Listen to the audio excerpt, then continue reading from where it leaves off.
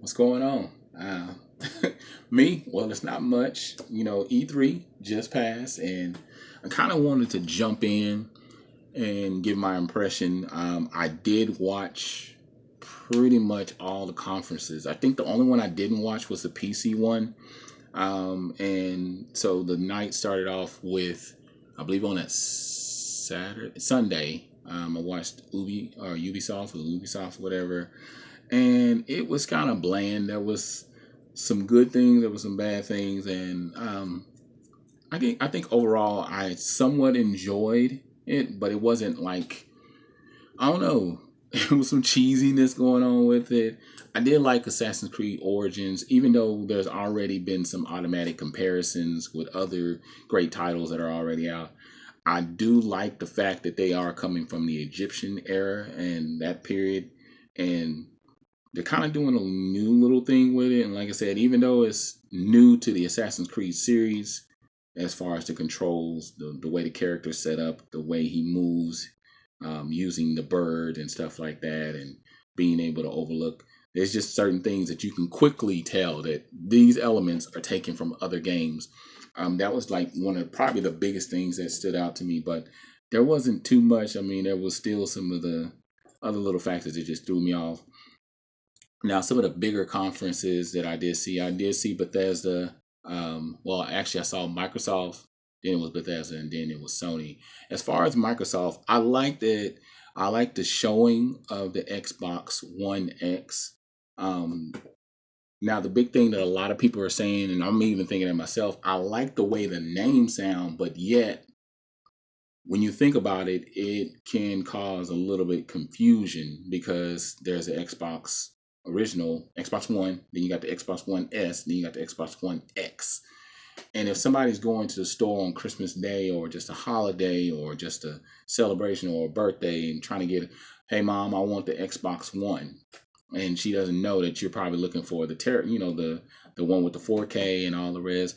But my big thing with the Xbox One X, what is the purpose of getting one? Like, leave comments down below and tell me what would be the purpose of getting one. Like, I don't see one, and I've made comments to some of my other buddies.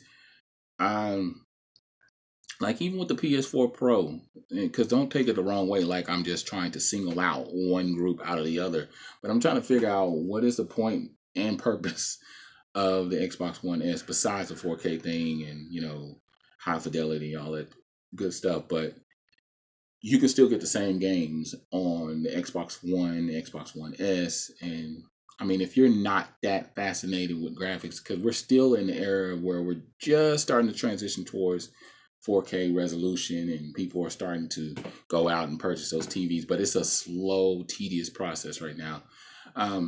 I did like their presentation. Overall, I felt like they had a good presentation, even though they didn't show true exclusive.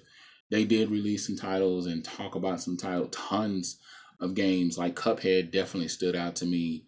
Um, a lot of people talk about Sea of Thieves. I'm kind of tossed about that, but the big thing that they showed was, Anthem, and I'm really pumped and ready to see that. They also showed that Metroid.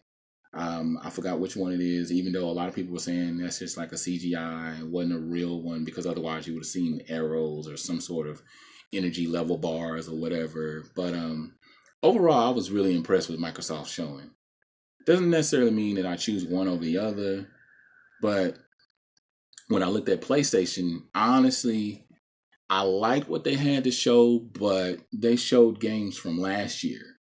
God of War. I'm impressed with that game. I can't wait for that to come out. I'm a big God of War fan. If you've been following me on this channel, then you already know. Um, the thing that I'm not feeling about that game is carrying a boy around. I hope he's not going to be such a burden to where when you're in a battle scene and his health has to stay up, kind of like the whole thing with Resident Evil 5. That threw me off. Even though that person was CGI or that was a computer, you still had to keep her health up, and I'm just wondering how they're going to implement that in. But there was a lot of games they showed. I was really, really impressed with the idea of remaking Shadow Colossus. I have it on the PS2.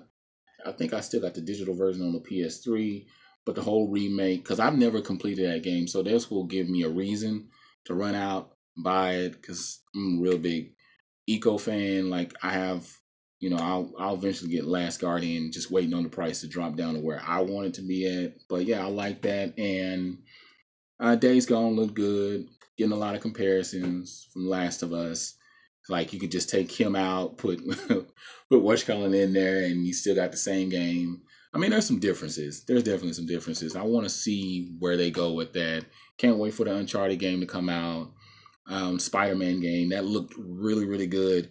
But overall, I was disappointed with Sony because I think they've gotten to this comfortable place.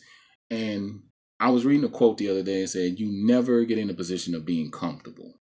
And what I take from that is that as soon as you get comfortable, something else can come along and surpass you or pass you up, or you can get left behind. So we never should get to a place of complacency. And I think Sony, with them being 20, 25 million units ahead, almost 30 at this point, I think they've gotten to a place where they're not even that moved by the Xbox One X, which I can say to a degree I understand. The worst showing, I think, in my opinion, is Bethesda. The whole VR thing, like they didn't really show us anything but Wolfenstein and the Quake thing, the tournament. I am pumped about the way, Wolfenstein 2, and I haven't really like played the Far Cry games, but that Far Cry 5 looks awesome. It's like taking everything out and just starting over, and I like that. I like when they wash a game out and then they just start new. I can appreciate companies that do that, even though they're doing sequels. They make it completely different for those people that, they like to do things in sequence order. They don't necessarily have to do that if they want to skip. Because I'm the type of person, I'll skip. I'll skip from one series to the next, or I'll skip from one part to another part with no problem. I can go from 1 to 5 with no problem. But yeah, I like that. It looks impressive. But overall, I was not impressed at all with Bethesda showing the VR of Skyrim. Why do they keep jamming Skyrim down our throat? It was so annoying that I had to keep seeing that game. It's an awesome game, don't get me wrong, but that was 2011. This is 2017. I understand Nintendo's got its thing, and then the VR thing, and I don't know, man. It was just too much. Now, what I did like, I liked that Nintendo game. I'm trying to remember the name of the game. Of course, Mario Odyssey looks phenomenal. And a lot of people went crazy over Metro Prime. I was not really a big Metro Prime fan, and all it showed was a screenshot. So I need people to calm down a little bit, come to reality. But they did show tons, and I mean tons of games. Let's see, what else did they show that I was thinking? It was an RPG game. Xenoblade, and that looked good. Part 2. They had a few other games that they showed. They had tons. They got DLC coming out for Zelda, Breath of the Wild. They got a DLC coming out for that. There's so what I did like about Nintendo, even though it was kind of rapid fire type thing going on, you knew that it was an exclusive. You knew that it was set out to make you want to go out and buy a Switch. And I'll say honestly, in probably the next 2 years, because I usually wait 3 years in the cycle of a console to get it, because then that way I have tons of titles to play and not getting it day one. That's what I did with my PS3 or PS4. That's what I did with my Xbox One. I waited till like his second, third year to get it, because then by then you had enough stored up titles to go and play. But I can't say who I thought won. Overall, this was a disappointing E3. I haven't said that in years, and kind of leaves a bitter taste in your mouth. But I do like games that I saw. Like I said, Anthem looked good. God of War looked good. Cuphead looked good. Microsoft actually had tons of games that looked good. I'm really pumped by the Wolfenstein Part 2. I can't wait. And like I said, Nintendo had tons of games that I was impressed with. I can't wait. There's this like shooter arena type game that looks pretty fun too. But yeah, tell me your thoughts. What games impressed you? If you didn't like it at all, leave it down below. If you loved it, you enjoyed it, you had fun, thought this was the worst one ever. Let me know which conference you thought won, which one was the worst. But other than that, I'm LifeSpiller. I'm out.